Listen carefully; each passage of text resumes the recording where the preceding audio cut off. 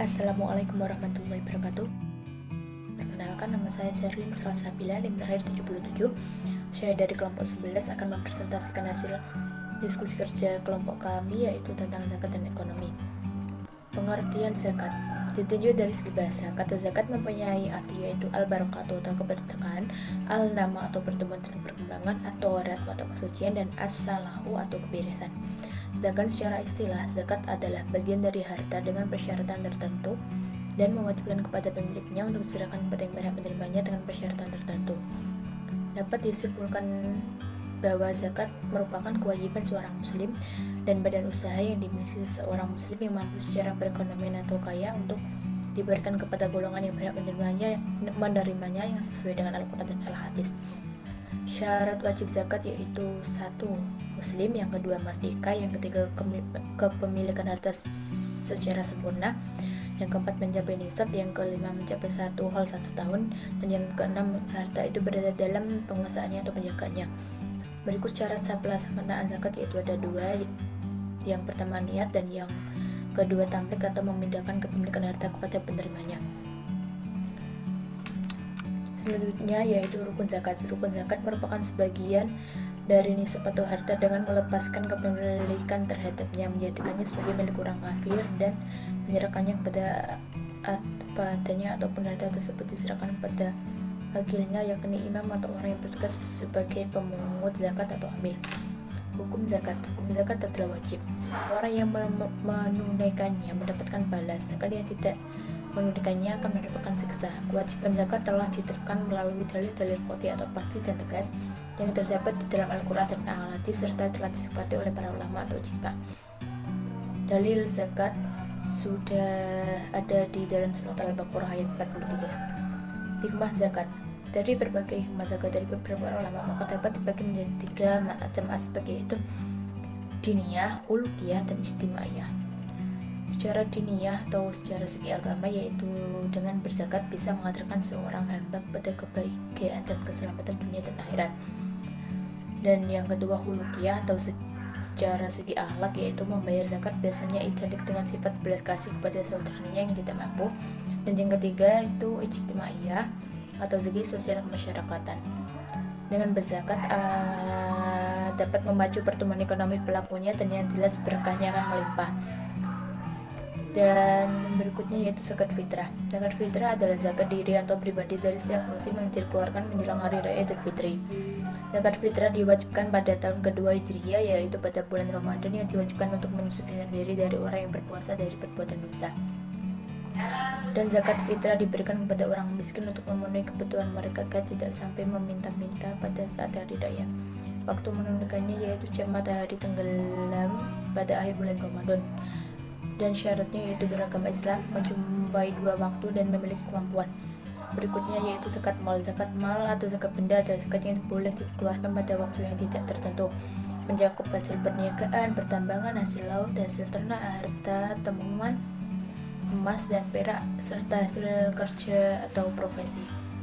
Syarat mengeluarkan zakat mal yaitu yang pertama milik penuh, yang kedua lebih dari kebutuhan biasa, dan yang ketiga bebas dari utang.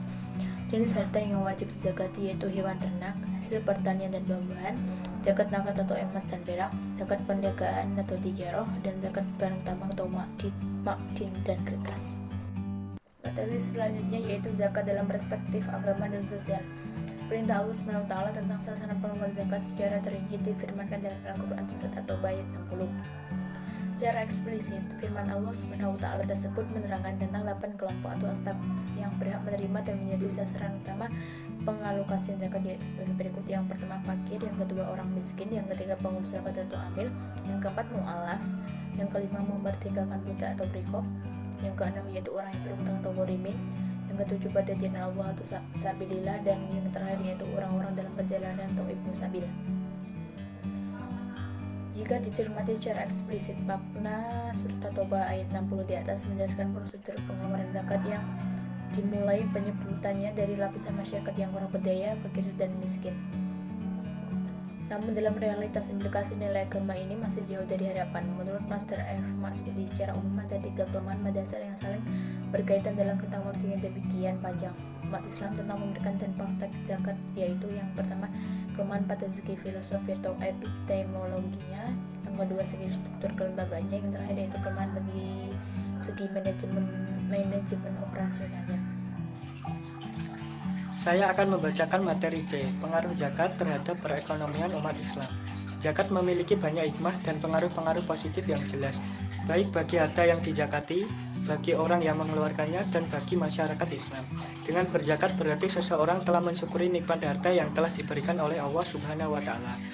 Zakat adalah faktor yang terbesar untuk memerangi kefakiran yang menjadi sumber segala rupa malapetaka, baik perseorangan maupun masyarakat. Kefakiran yang diakui oleh salah seorang ulama, pokok segala bencana, pokok kebajikan orang menjadi sumber tindakan jahat dan buruk sangka. Yang menjadi musuh masyarakat banyak ialah kefakiran dan kerasukan, serta kebahilan yang mengeluarkan harta pada jalan Allah Subhanahu wa Ta'ala.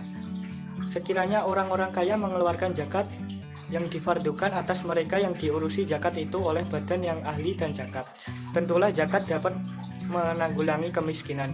Bagi harta yang dikeluarkan zakatnya bisa menjadikannya bersih, berkembang penuh dengan berkah, terjaga dan berbagai bencana, dan dilindungi oleh Allah dari kerusakan, keterlantaran, dan kesia-siaan. Apabila kesadaran umat Islam untuk menunaikan zakat semakin besar, maka zakat kini tidak dipandang sebagai suatu bentuk ibadah ritual semata, tetapi lebih dari itu. Zakat juga merupakan institusi yang akan menjamin terciptanya keadilan ekonomi bagi masyarakat secara keseluruhan.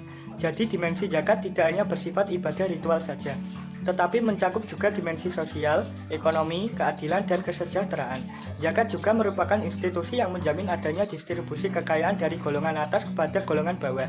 Kekhawatiran dan ketakutan bahwa zakat akan mengecilkan dan mereduksi capital formation masyarakat sangat tidak beralasan.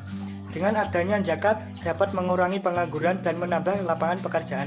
Contohnya, apabila seseorang yang menerima zakat tidak memiliki pekerjaan, setelah ia menerima zakat lalu ia kelola untuk masa yang akan datang dengan membuka usaha baru itu, sehingga ia nantinya tidak akan tergantung lagi kepada orang lain.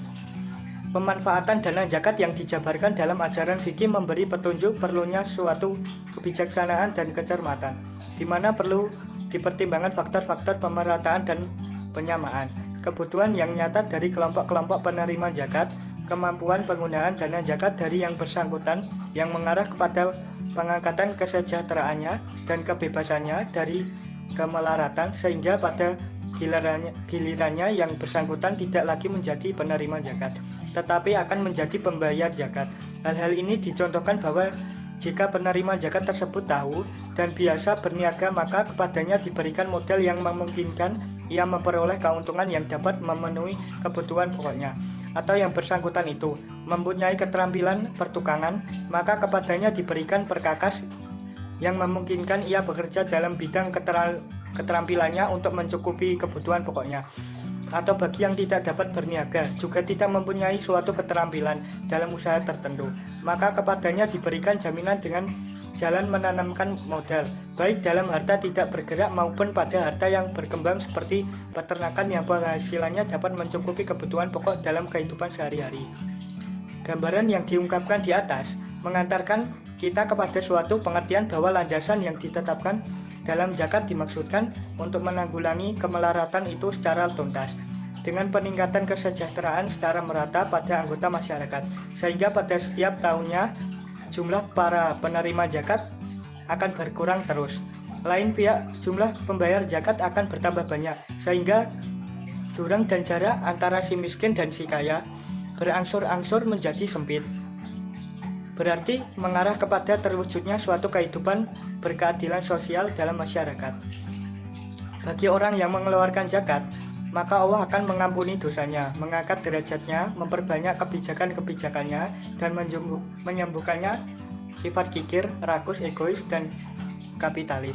Di sisi lain, zakat mempunyai pengaruh besar pada kepribadian orang yang mengeluarkannya, sehingga ia akan selalu berlapang dada dalam menghadapi Allah Subhanahu wa Ta'ala, sebab ia telah memberikan suatu untuk kepentingan akhiratnya dengan meyakini bahwa setiap dirham atau dinar yang telah dinafkahinya dalam bentuk zakat dan sedekah akan menjadi suatu kebaikan bagi dirinya. sesuai firman Allah Subhanahu wa taala pada surat Al-Baqarah ayat 177. Adapun bagi masyarakat Islam, zakat bisa mengatasi aspek penting dalam kehidupan, terutama jika mengetahui pengelolaannya dan mengerti bahwa zakat tersebut Allah Ta'ala akan menutupi beberapa celah persoalan yang ada dalam masyarakat Islam. Urgensi zakat dalam kesejahteraan masyarakat antara lain: A. Pelembagaan zakat, B. Peraturan perundang-undangan, C. Sumber devisa negara, D. Ketiadaan jaminan dalam bertransaksi, E. Sarana penerapan produk ekonomi Islam, F. Penyaluran modal, G. Pembentukan lembaga, H. Pembangunan industri. E. Peran zakat dalam mengatasi kesenjangan dan kemiskinan. Sebagai sumber pendapatan, zakat dapat dijadikan alternatif dalam pertumbuhan ekonomi. Hal ini terlaksana jika beberapa faktor dalam pendistribusian zakat dapat berjalan secara optimal. Yang pertama, kesadaran setiap masyarakat muslim. Yang kedua, manajemen lembaga pengelolaan zakat harus dikelola secara profesional. Yang ketiga, sebagai sumber pendapatan, zakat tidak selamanya bersifat konsumtif, tetapi bisa lebih berkembang sebagai suatu aset produktif. Sekian dari presentasi kami. Bila ada salah kata mohon dimaafkan. Wassalamualaikum warahmatullahi wabarakatuh.